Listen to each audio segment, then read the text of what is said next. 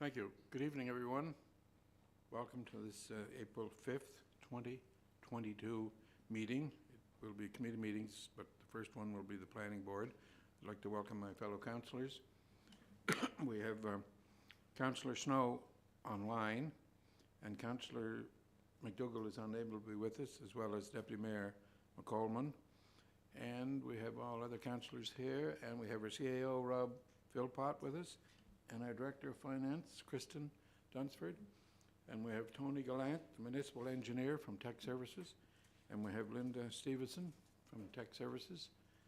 And I believe that's all of the members of the staff we have here. Welcome to the viewers on YouTube, and to Colin McLean from the Journal Pioneer. He's going to be watching on YouTube. And so, the first item on the agenda, I'll turn it over to the Chair of Planning Board, Councillor Brian McFeely, for start the agenda. Thank you, Your Worship, and welcome all to our April 5th meeting of Planning Board. We'll call the meeting to order and ask for approval of the agenda as circulated. Moved by Councillor Ramsey, seconded by Councillor Adams, that the agenda be approved as circulated. All those in favor say aye. Aye. Contrary?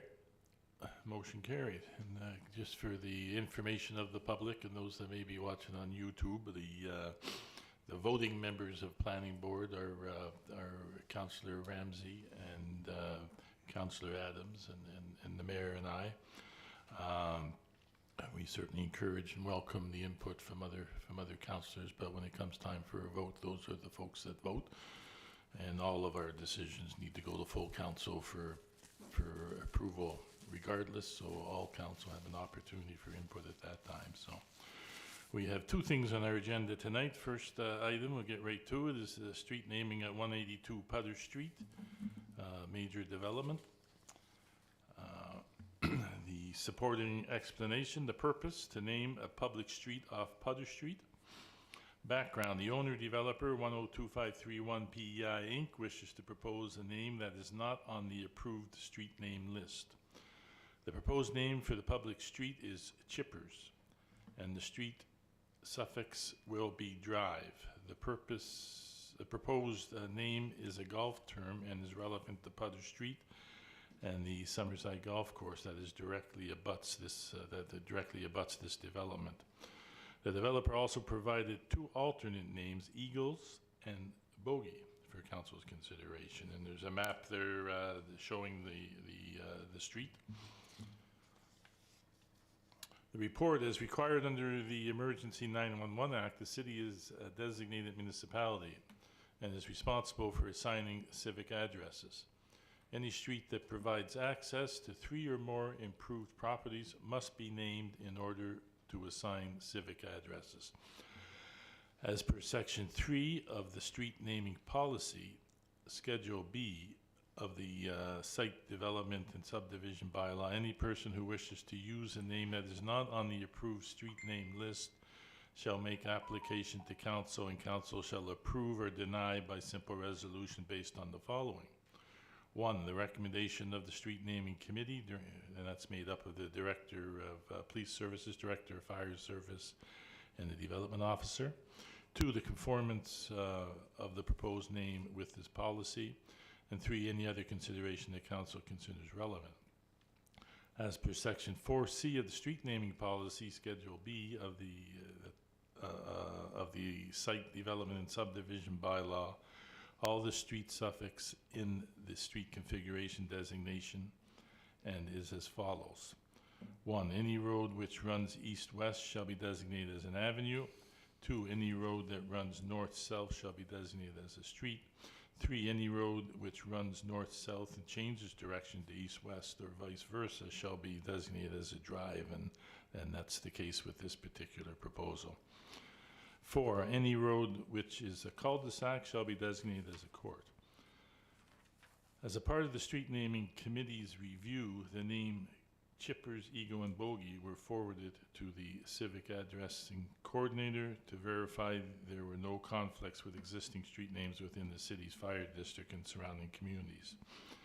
The names Chipper and Eagle conform with the street name policy. Bogey was flagged as it does sound similar to Logie Drive. The street naming committee reviewed the name and is recommending the proposed street name Chippers to the planning board for their review and recommendation. The planning board recommendation, whether carried or defeated, will be brought forward to council for a final decision.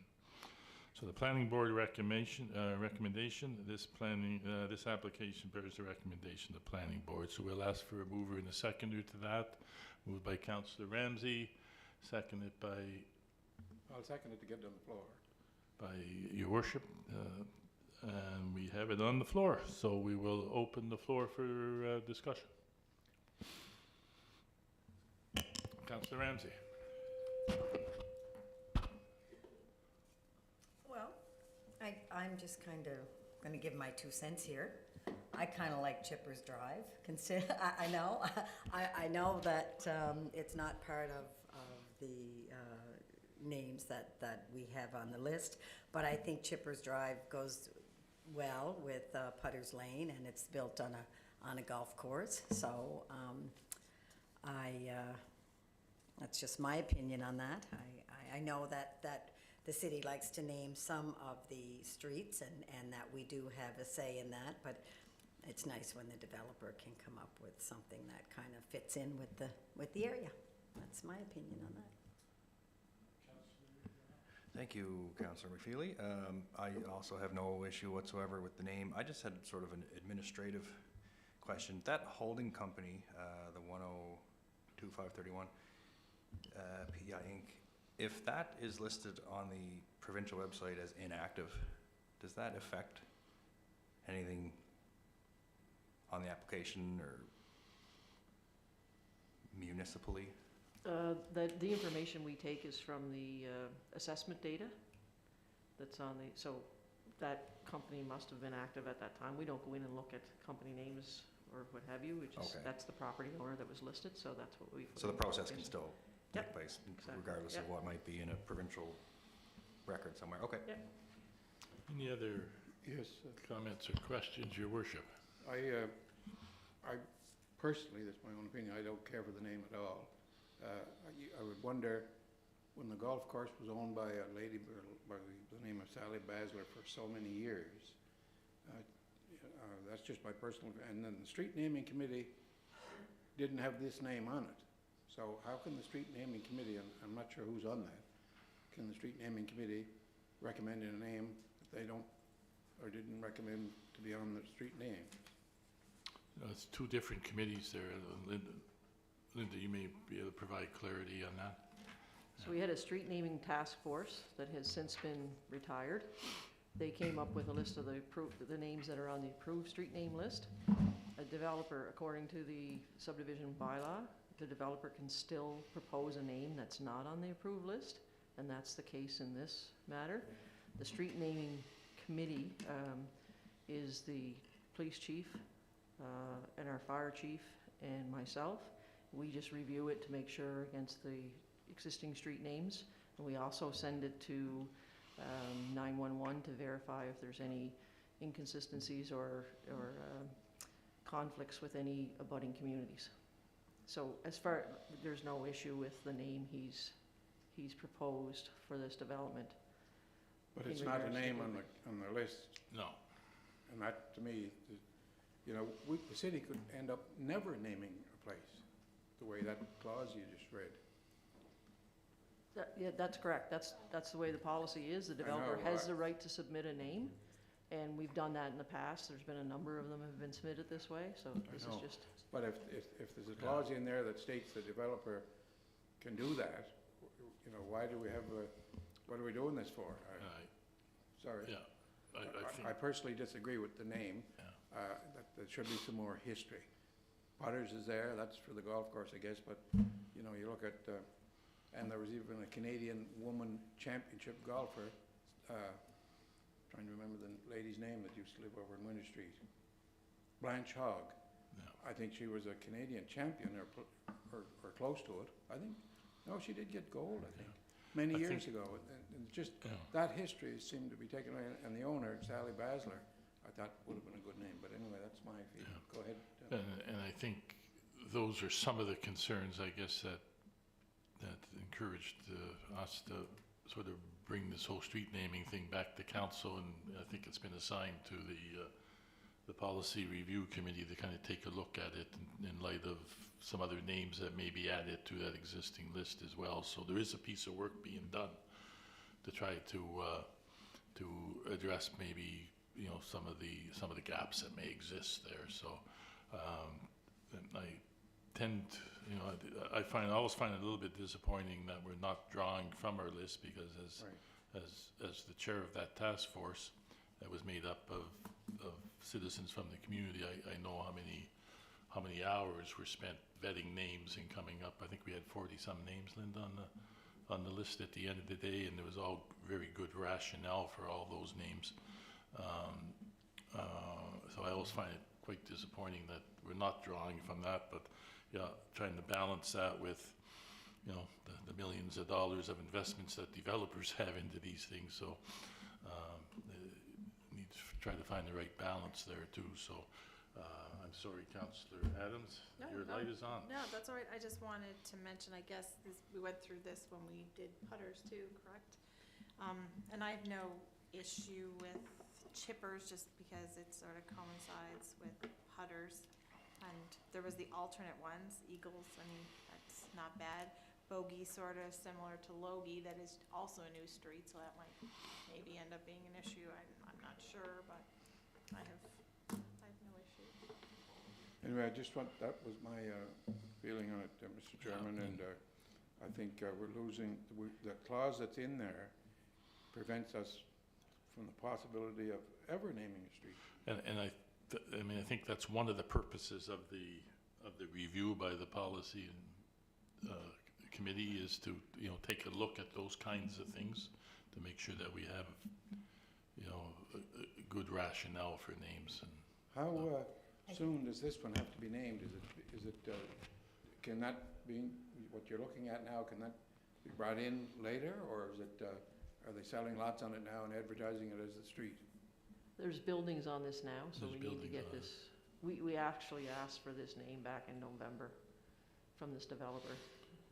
probably emergency response issues and those types of things. So, Yeah, that's just my feeling on yeah, it. I agree with you. Yeah, I was just going to say that there are times when we do get to draw from that list, hopefully. And I remember when we were talking about this about a year ago, where there were some developers that said that they didn't mind at all if we chose the name, and hopefully that happens, more regularly. But I guess I kind of like, if you go into a town and there's a new development being done, and it's like putters and chippers and even Bogey. I know it sounds, but if you get used to those names out there, then you know Bogey's there because it's all part of the game, right? So anyway, that's just. But I understand you don't want to lose the historic names that that it means so Most much. municipalities across the country, they take into consideration the history of the municipality. Yeah, and those are the 40 odd names that the committee, the task force brought forward. There's a lot of historical context there. So, Councillor Snow, can't see your hand, so I don't know if you have anything, or questions or comments. Just a quick comment. I'm wondering if there's anything to incentivize the developers to choose from approved list as opposed to just coming up with their own, or would there be any way to incentivize developers based on what Basil or His Worship is saying? I do agree it'd be nice to see them choose from the list, especially after there's been so many hours put into developing the list, but you also don't want to take away the right of the developer that's spending so much of their own money to develop in our city. So if we really want to see more names taken off that list, then we got to find a way to incentivize the developers to do so. And I think that's part of the work of the review, is to look at that and find ways that we're encouraging people to use that list, as well as add additional names onto the list, because there has been 3 or 4 names mentioned that perhaps should be added to that list. So. Thank you. Okay, I don't see any other lights or anything here, so are we ready to vote on on the recommendation. Won't be a tie, will it? And it was, it may be a tie vote, but it may not. I think with the present policy that's there, that it would probably be incumbent on us to move it forward for consideration. So, anyways, we'll see. So, the recommendation is that the application bears the recommendation of the planning board. That was moved by Councillor Ramsey and seconded by Councillor Adams. Oh, seconded Yeah, by... I second to get it in the floor. Seconded by your worship, I'm sorry, yes. All those in favor say aye. Aye. So we have Country nay? Councillor Adams and Councillor Ramsey voting for, and we will record the mayor as against, so that's a 2-1 vote. I wouldn't have a vote unless there was a tie, so motion is carried. And that will go to council for further discussion and debate. Chippers. Okay, our next item is mobile sales establishment for 245 Heather Moyse Drive, High on the Hog. The supporting explanation, the purpose of the application is to allow a mobile sales establishment High on the Hog to operate at 245 Heather Moyse Drive at the Harbour Quay Site from May to October, weather permitting. The proposed hours of operation are 11 a.m. to 9 p.m. Monday through Sunday. Background, this will be Ms. Arsenault's third year operating in the city. The location being proposed is owned by the Summerside Port Inc. And the map shows the Summerside Port land, the PID number 309401. Mobile sales establishment means a business located in a motorized vehicle or movable structure that is towed or moved by a motorized vehicle where all of the goods, wares, or foodstuff that are offered for sale are contained entirely within the motorized vehicle or movable structure, but does not include a lunch truck. Report under Section 13 of the City of Summerside Licensing Bylaw CS-21. The bylaw states the following. Item number 13, mobile sales establishment license. A, any person or company seeking a license to operate a mobile sales establishment in the city shall make application therefore to the council. B, licenses may be granted for a mobile sales establishment to conduct business on a maximum of 2 locations in the city, and each application shall be accompanied by a letter of permission from the owners of the property on which the mobile sales establishment will be located. C, council shall allow or refuse the application based upon consideration of safety, desirability, impact on established business in the city, public convenience, and such other considerations as it deems appropriate. D, council may attach terms and conditions to the approval of the license if granted, including but not limited to 1, hours and days of operation, 2, health code requirements, 3, litter control, 4, approved locations. E, the license for a mobile sales establishment shall be valid for the calendar year in which the application is made only. A new application is required to council for each calendar year. F, no appeal shall lie from a decision of council respecting a mobile sales establishment license. Staff comment. Ms. Arsenault has provided written permission from the Summerside Port Corporation, Inc. Staff review. City staff support the application received from Tara Arsenault to operate a mobile sales establishment High on the Hog at 245 Heather Moyse Drive, property owned by the Summerside Port Corporation, Inc. As per section 5.10, subsection B3 of the zoning bylaw, the planning board shall make a recommendation to council on this application before it is approved or denied. The planning board recommendation, whether carried or defeated, will be brought forward for council for a final decision. Planning board recommendation. The application received from Tara Arsenault to operate a mobile sales establishment High on the Hog at 245 Heather Moyse Drive on property owned by the Summerside Port Authority, Inc. be recommended to be approved by council. And we would welcome mover and seconder. Moved by Councillor Adams, seconded by Councillor Ramsey. The floor is open for any questions or comments. That's the same location where they all were last year, Mr. Chairman. Yeah. And think so.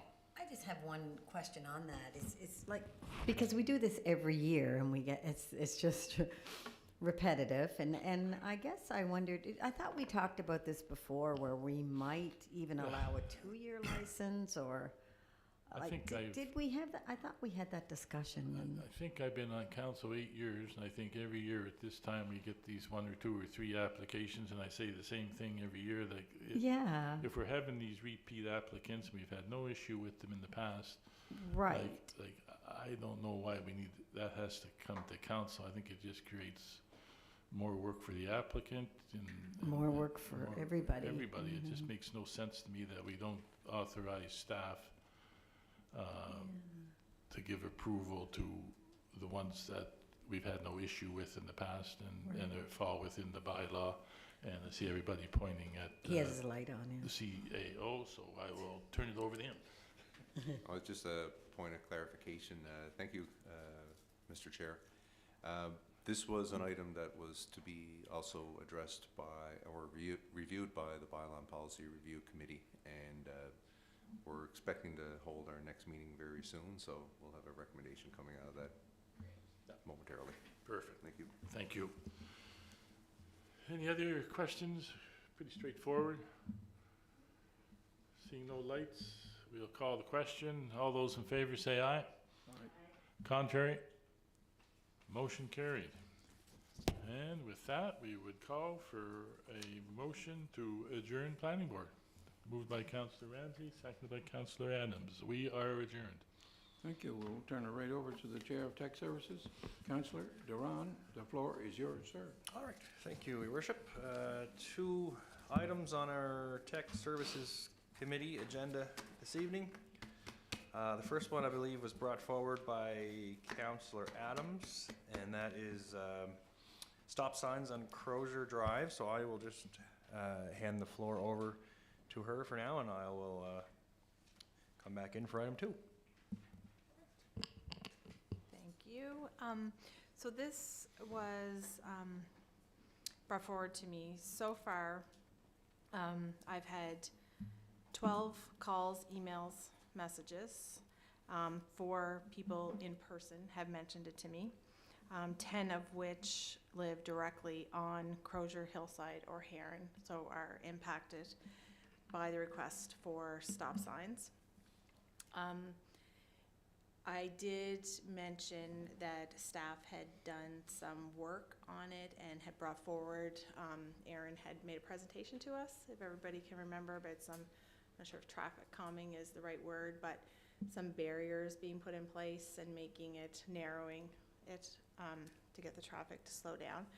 I did mention that to a few people to get their take on it, and they did not see where that would help. There was a few things they mentioned. They said that they were concerned because there's no sidewalks in the area. So instead of drawing people, and I know Aaron said they'd be pulled in, but they were afraid it would draw people into the traffic more, and also children jumping off them into the traffic. And also the cost. It was asked of me why we can't just put up some stop signs that would be cheaper than going to the work of installing barriers and so on.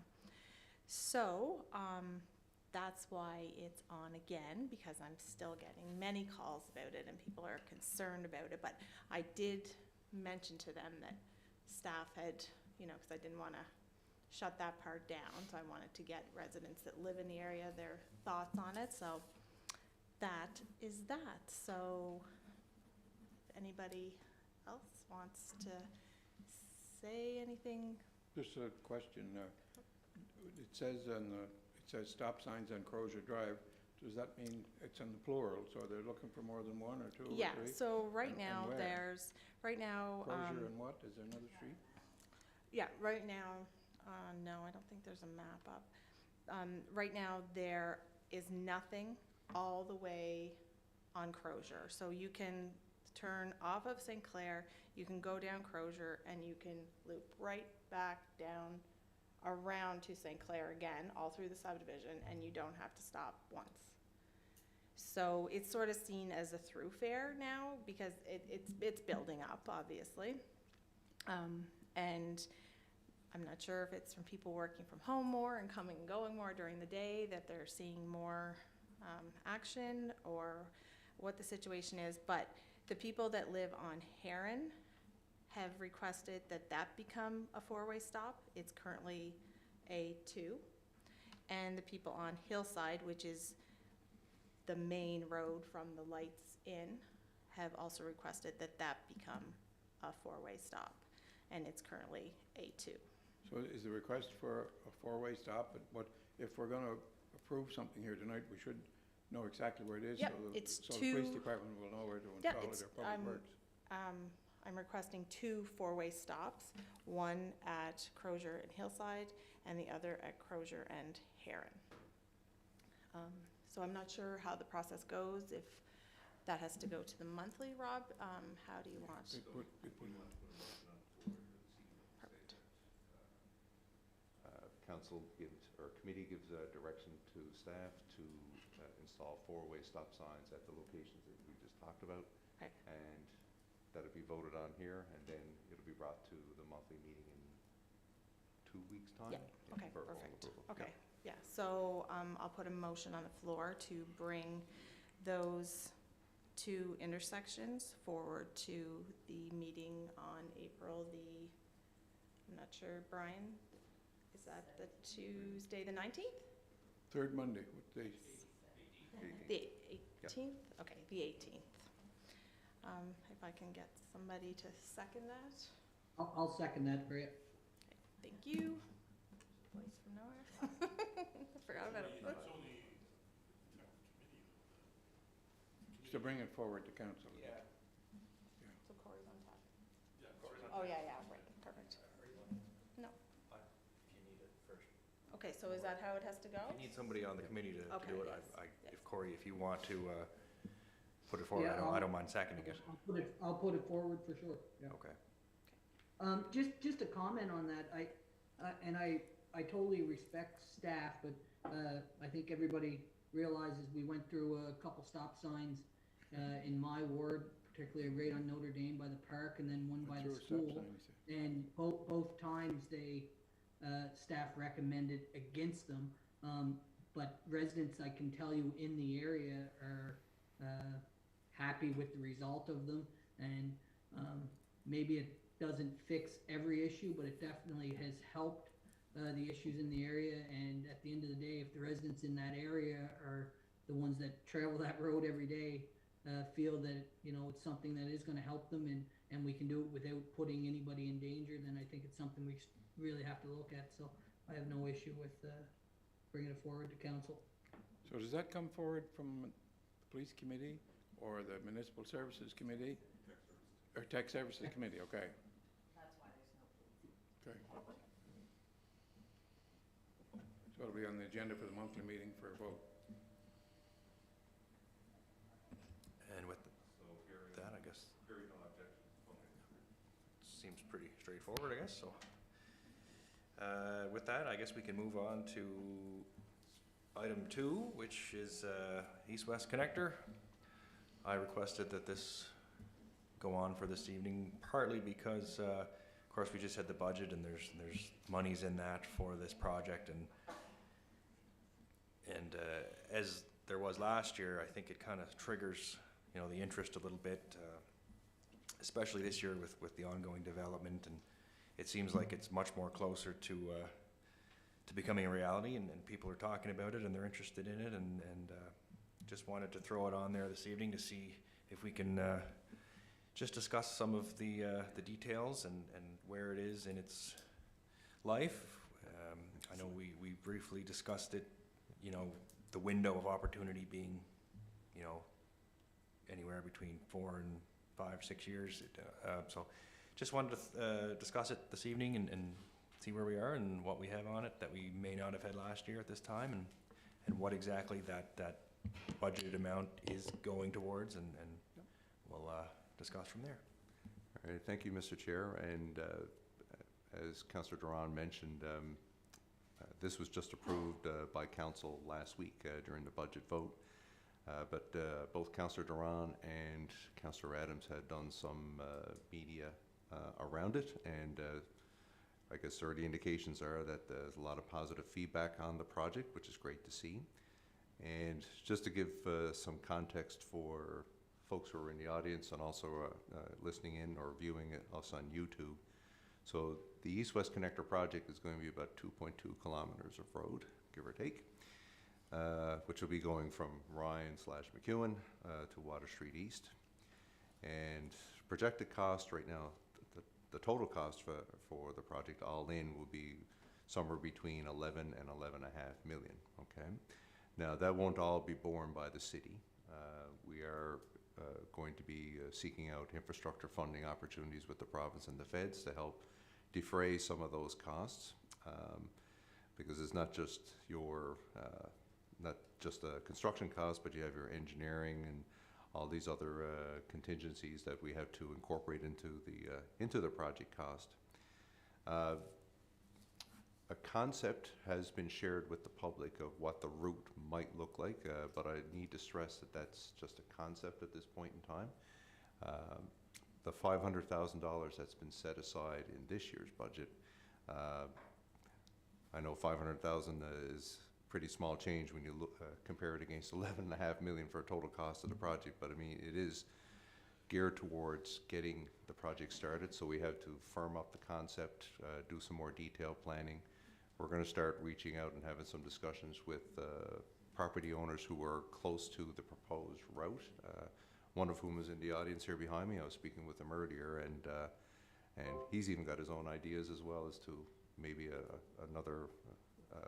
another way to look at the route as well. So anyway, there are some discussions that need to take place, and that will happen over the intervening weeks and months as we move forward.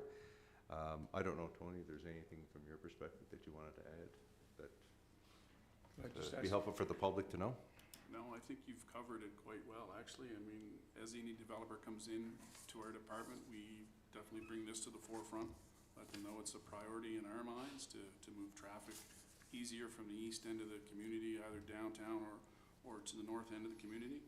We see this as a great opportunity to open up development in that area. There's 300 plus acres in that area that, you know, this would help, you know, spur on development. So yeah. I think it'd be great for the community. And as people come in the door, we definitely let them know this is on the books. So I certainly want to also, just before we finish up, I want to extend special credit to, I know Aaron is unfortunately under the weather, Aaron McDonald. He's not able to be here, but he was certainly a driving force behind this, getting this particular project approved, and also through Councillor Adams and Councillor Duran's leadership at Council. It is a big project, as we've said.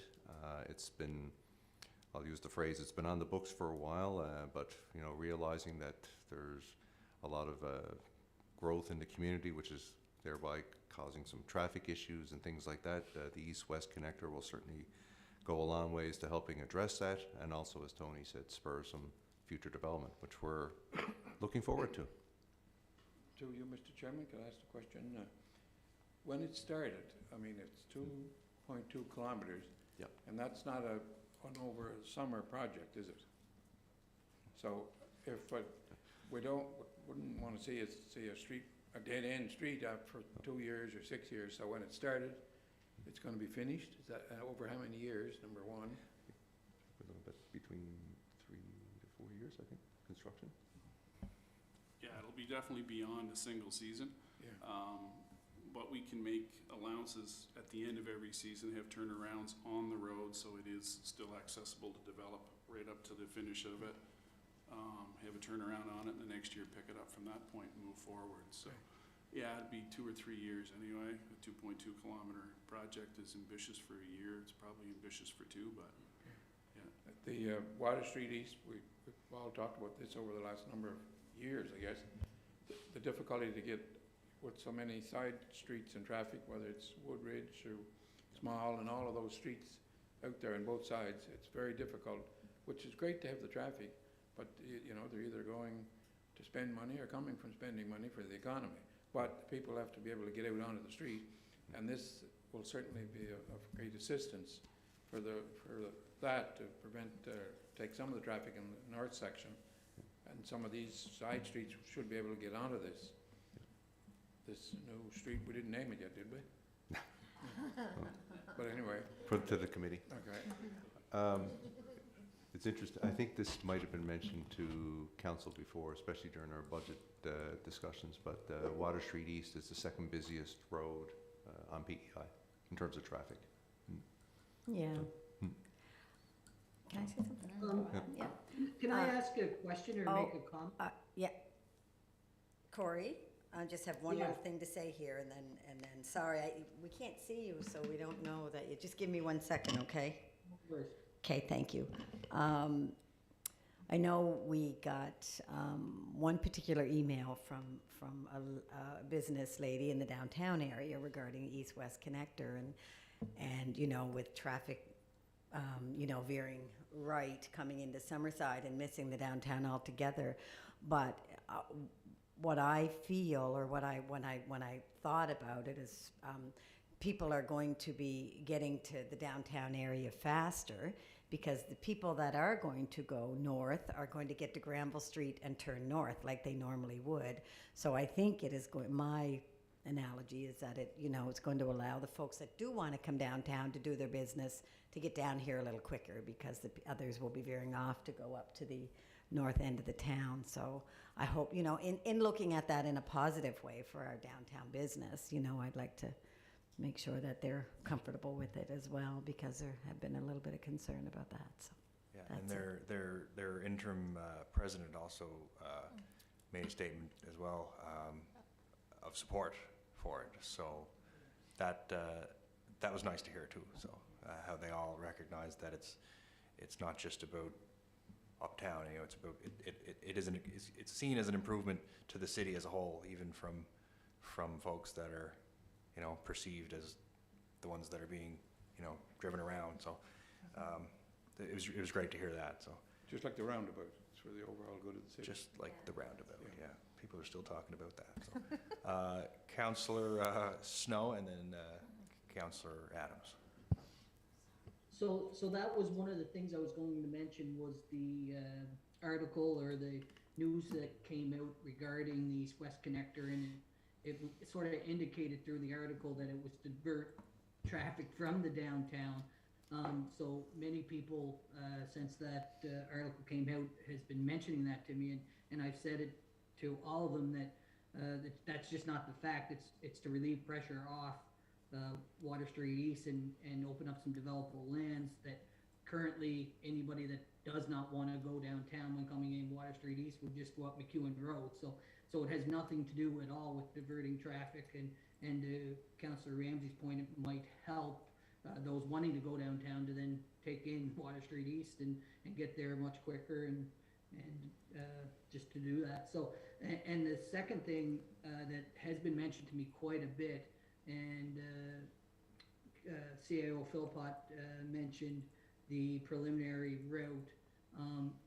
It has been brought to my attention, and others might have heard it as well, is just the design of the route as it currently is or was published, in my opinion, doesn't seem to do a lot to relieve Water Street East. And I guess just as a comment, I would hope that we would be looking at sort of extending that route out further towards Reed's Corner, and trying to actually help the traffic issue along that route, because if it's up as far as it is on the published route, I don't know if that would help the issue we're having. So, and I know there's lots of work left to be done in that, but it's just the comments that I've been receiving over the last week or so since that article had come out. So I'll just leave it at that. Yeah, Corey had mentioned what I was going to say. Different people had reached out, and they were a little bit curious as to why we weren't going out more towards Reed's Corner, and I sort of explained that's provincial, so it's sort of, you know, the ward's sort of dual when it comes to who provides the infrastructure in the area, so that's always we have to work together to get that done. So, but I did explain to them that, you know, we're just planning, staff are going to, you know, look at everything, and we'll go from there. And also for the Woodridge residents, you know, they do have concerns still, like, just like Corey had just said, about getting out onto Water Street East, and, but once it was explained that this would provide an alternate access for those not needing to come out onto Water Street East, like to get uptown, so that was, they understood that afterwards. But I know it's hard to see when you see a picture to sort of understand where it's going and what's gonna happen, so anyways, no, I think overall, everybody's pretty excited to see. I think we need to enlist, or we need to have lots of faith in our staff as well, who know, you know, how to calculate the density and the traffic flows and the counts and the numbers, and who know how to network the streets correctly, and I think that'll come into play as well. Councillor McFeely. Yeah, just two quick points. One, I really don't see the east-west connector impacting downtown traffic any way, shape, or form. If you really look at the numbers when they're coming in, I can't remember the percentage, but it's something like, I can't remember what it was, 50% or 60% of the vehicles that come in actually turn right on McEwen Road and go up McEwen Road if they're going uptown. You know, if they're coming downtown, you know, they're coming with a purpose, and that's not going to change regardless of the east-west connector.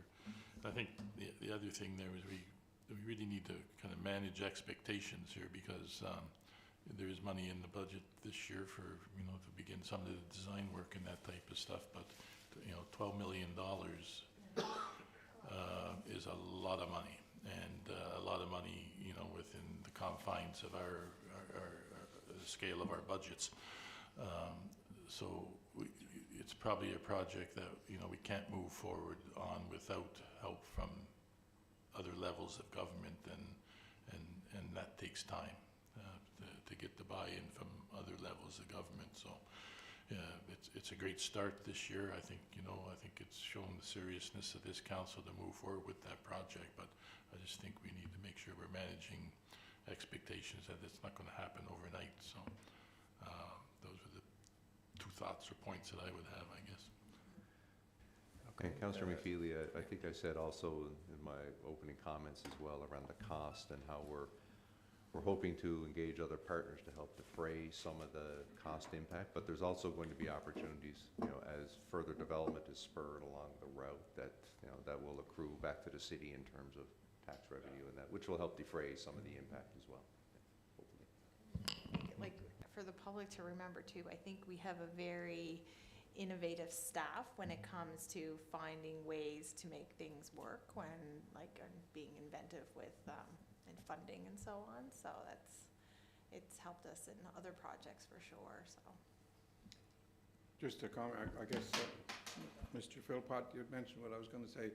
With this development, how many acres that there would be for new development? There'd be a tremendous tax base coming back to the city from all of the development to help pay for it. Anyway, I think that's your comment, but anyway, that's all I have, Mr. Chairman. Okay, I guess my final thought, I guess, would be something that we haven't really talked about yet, and we're certainly going to have to, whether it's this council or the next one, is how this project will look. At least as it is now, it does go right through the Rotary Park.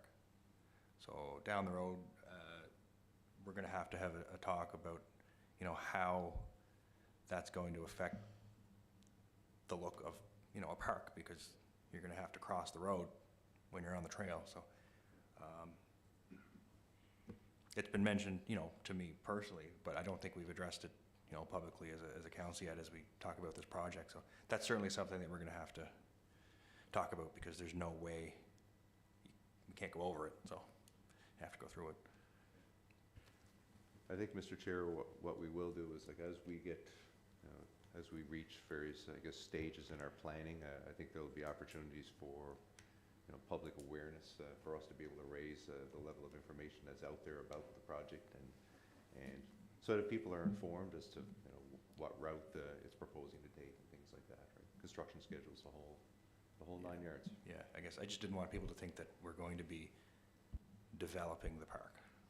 You know, the road certainly it's projected to go through there, but, you know, we're not looking for, you know, to put lots and things like that along different trails, so. I guess that's all I have on it. I think we got a lot of information out there, and some of it was known, some of it is new. And we'll probably revisit it within the next year, but I think that's all I wanted for this evening. If there's nothing else, we can adjourn tech services. Thank you, Councillor Drawn.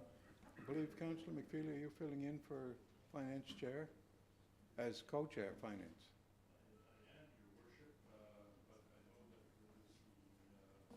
Finance Chair, Deputy Mayor, that put the item of finance, of the potential project funding on the agenda, so I'm wondering whether we should defer that till unless finance staff have additional information. Perhaps it's something we should defer until the Deputy Mayor is feeling better and is able to be here to speak to it.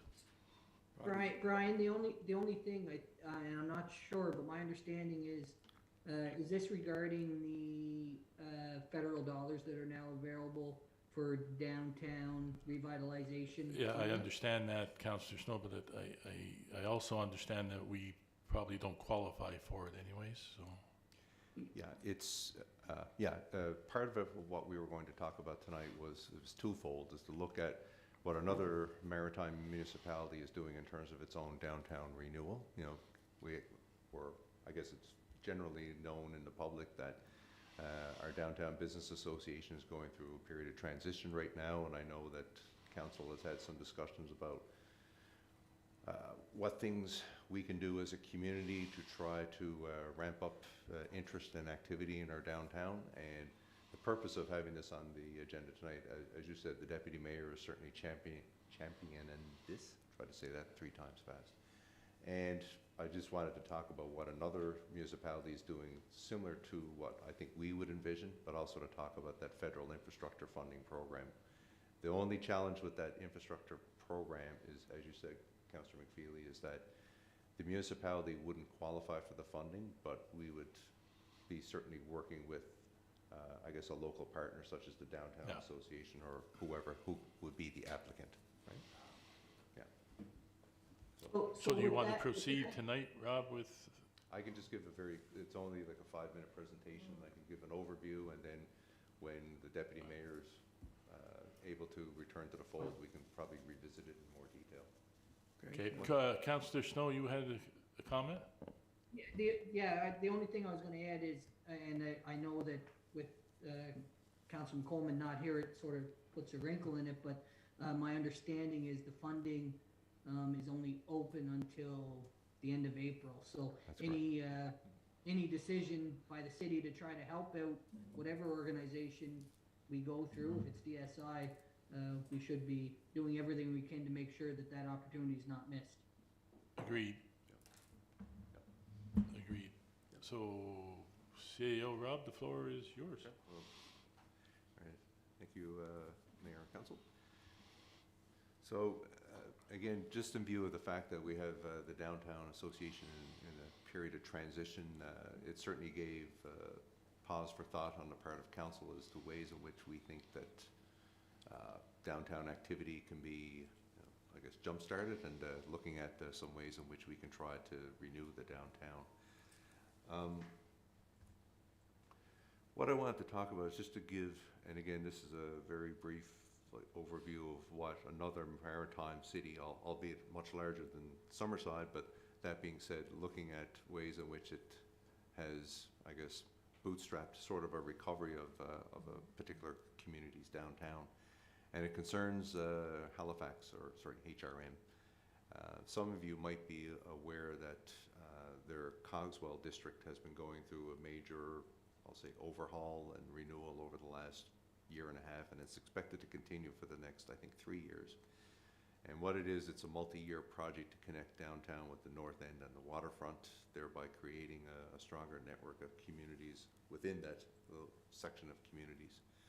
And what they're looking at doing, or are doing, is converting 16 acres of road infrastructure into one large mixed-use neighborhood. I have some photos here I'll show you just to give you a visual of what's being contemplated. And it includes a lot of what we would call public realm elements, with your dedicated cycling lanes, multi-use trails, new parks and open spaces, and a central open square. Again, this is concentrated within the downtown of HRM. And also we would have what they call pedestrian greenways, which help with east-west connectivity from one end of the city to the other. And there's also a green component as well, whereby buildings within the district are going to be tied to an ambient heat recovery system. And when patrons, visitors, tourists, residents are triapsing through this new area of the downtown, they're going to see, I guess, as commemoration of the city's heritage, culture, all those types of things. There's a commemoration approach at various points within the downtown that allows one to understand, learn more about the city and its heritage. Now, again, looking at the price tag, it's about $123 million, but that's going to be funded through the sale of land, cost sharing for utilities, and also property tax revenue that they expect to generate from this. So we're talking Halifax here now, just. That's correct, yeah. Nope, good to clarify, for sure. And these are some of what's being contemplated, just to give you a flavor for what HRM is looking at. I'm sure if you've ever been like close to the casino in the downtown, this is where that pedestrian greenway and walking space and green space is going to be situated. Certainly it is a real, I don't know if facelift is the right word, but certainly it's creating that ambiance and energy into downtown that probably may not have been there before. So it's just to give you a sense as to what's within the realm of the possible if we were to contemplate something like that. Mr. CEO, is there any mention of what may be available from this ACOA program or anything for that Halifax project? Nothing for the ACOA program, but I'm going to talk a little bit about like what the program entails right now and like what's available and I guess more importantly what isn't. Right. So So it's called the Rediscover Main Streets Initiative, and what it does is, or I guess its purpose is to inspire locals and tourists to re-experience main streets, neighborhoods, and downtowns. Overall, it's a $10 million program to be invested in not-for-profit organizations such as PEI associations, tourism associations, chambers of commerce, etc. And the funding opportunities can range anywhere from $25,000 to $500,000. And the expectation is that a not-for-profit will work or can work with a municipality to organize events to draw people to the community, work on marketing campaigns to promote the area's assets and that sort of thing. So we're talking about you're talking about this 25,000 to 500,000 in Summerside? Yeah, anyone can apply for, it depends on the size of your project too, right? And that's usually, the minimum would be 25,000 up to and including 500,000. Because you had mentioned Halifax is 123 million.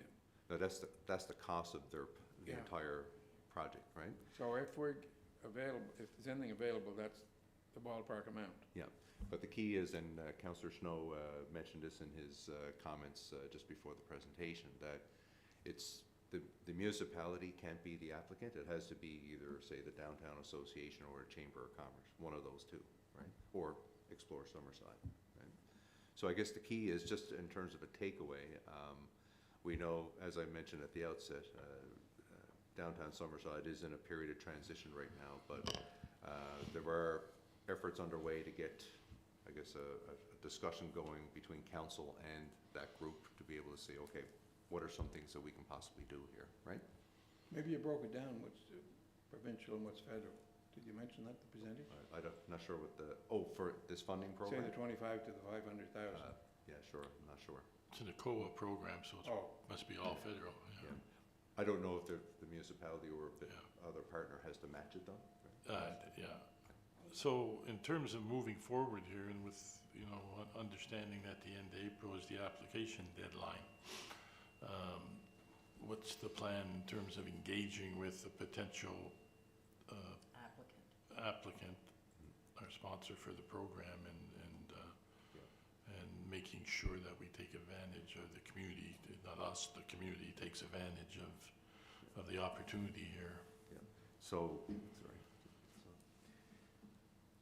I know Explore Summerside and Downtown Summerside have had some preliminary discussions around some sort of a partnership in terms of an application, but yet to be determined is what the city's role might be in that application. So that's why I think I mentioned earlier that we're trying to get, I guess, all the key players around the table, City Council, DSI Board, Explore Board, to have that discussion as to what a potential applicant or project might look like.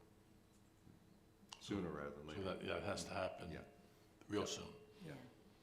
That's exactly what Councillor Ramsey. that's exactly what my question was, like, are we speaking with them now to try and, So who? get the Yeah. the application ready, help them with it, whatever they need to, so they can move forward, so we can. So who from our end is Pretty nice. taking the lead in facilitating the bringing of those groups together?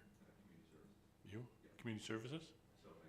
Okay, good. So we can expect to hear back then from you, CAO Rob, very soon. Okay. Any other questions or comments? Sounds good. Councillor Snow? No, nothing here. You're good? Okay.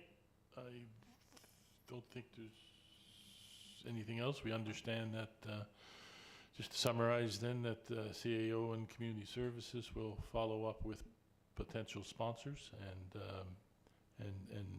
bring something back to us or set up a meeting with those groups. And Really appreciate their efforts, because I know a lot of municipalities across the country got staff members, that's all they do, search the federal and provincial programs to Yeah. see what's available.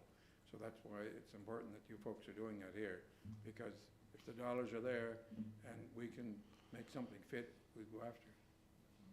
Yeah. Thank you. okay, thank you. Rob, anything else? Anything else for finance? With that, we will, I guess I'm the only one here is on finance, so we won't have a motion. We'll just say finance is adjourned. Okay. And I believe that's all we have on the committee meetings? That's all we But I have. see there's 2 or 4 items for the Municipal Government Act for a committee of the whole. So we'll adjourn and then